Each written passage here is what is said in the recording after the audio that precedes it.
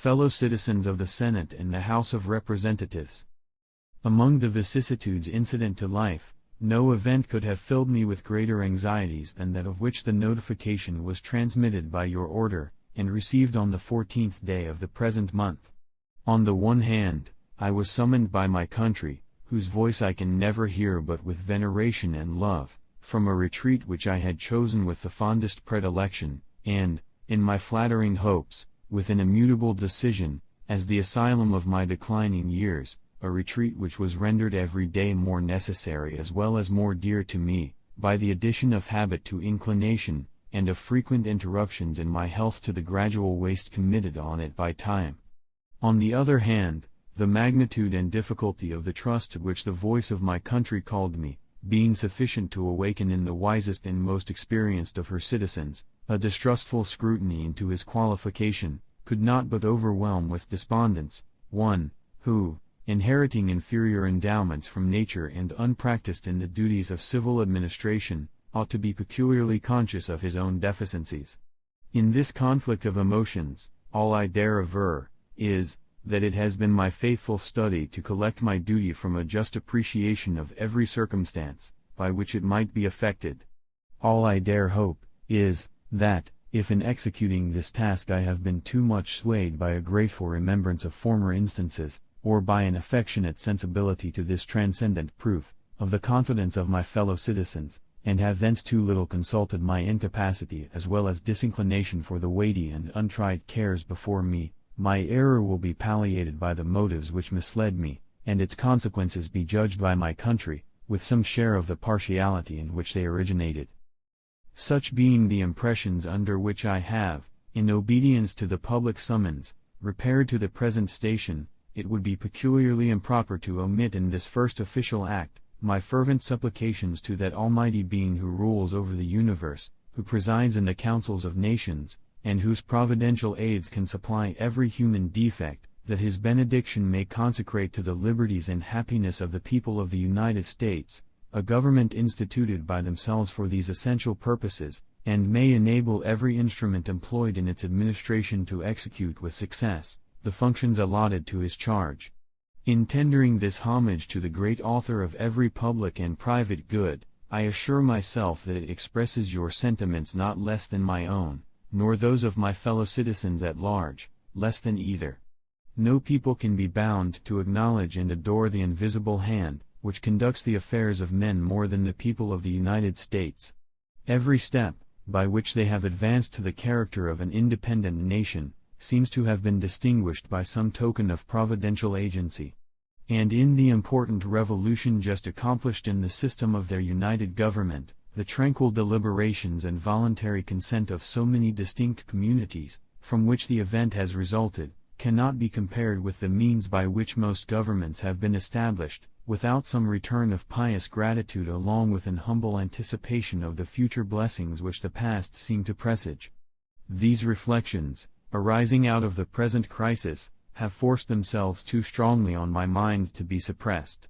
You will join with me, I trust, in thinking, that there are none under the influence of which, the proceedings of a new and free government can more auspiciously commence. By the article establishing the executive department, it is made the duty of the President to recommend to your consideration such measures as he shall judge necessary and expedient. The circumstances under which I now meet you, will acquit me from entering into that subject, farther than to refer to the great constitutional charter under which you are assembled, and which, in defining your powers, designates the objects to which your attention is to be given. It will be more consistent with those circumstances, and far more congenial with the feelings which actuate me, to substitute, in place of a recommendation of particular measures, the tribute that is due to the talents, the rectitude, and the patriotism which adorn the characters elected to devise and adopt them. In these honorable qualifications, I behold the surest pledges, that as on one side, no local prejudices, or attachments, no separate views, nor party animosities, will misdirect the comprehensive and equal eye which ought to watch over this great assemblage of communities and interests, so, on another, that the foundations of our national policy will be laid in the pure and immutable principles of private morality, and the preeminence of a free government, be exemplified by all the attributes which can win the affections of its citizens, and command the respect of the world. I dwell on this prospect with every satisfaction which an ardent love for my country can inspire, since there is no truth more thoroughly established, than that there exists in the economy and course of nature, an indissoluble union between virtue and happiness, between duty and advantage, between the genuine maxims of an honest and magnanimous policy, and the solid rewards of public prosperity and felicity, since we ought to be no less persuaded that the propitious smiles of heaven can never be expected on a nation that disregards the eternal rules of order and right, which heaven itself has ordained, and since the preservation of the sacred fire of liberty, and the destiny of the republican model of government, are justly considered as deeply, perhaps as finally staked, on the experiment entrusted to the hands of the American people. Besides the ordinary objects submitted to your care, it will remain with your judgment to decide how far an exercise of the occasional power delegated by the Fifth Article of the Constitution is rendered expedient at the present juncture by the nature of objections which have been urged against the system, or by the degree of inquietude which has given birth to them.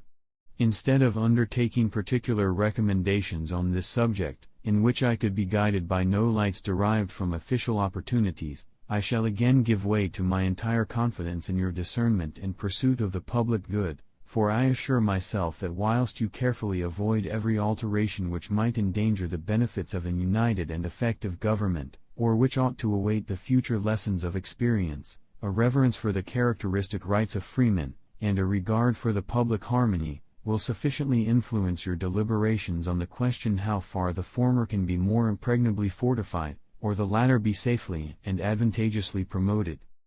To the preceding observations I have one to add, which will be most properly addressed to the House of Representatives. It concerns myself, and will therefore be as brief as possible.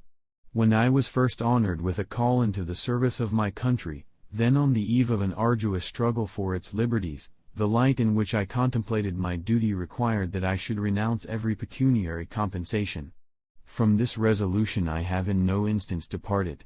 And being still under the impressions which produced it, I must decline as inapplicable to myself, any share in the personal emoluments, which may be indispensably included in a permanent provision for the executive department, and must accordingly pray that the pecuniary estimates for the station in which I am placed, may, during my continuance in it, be limited to such actual expenditures as the public good may be thought to require.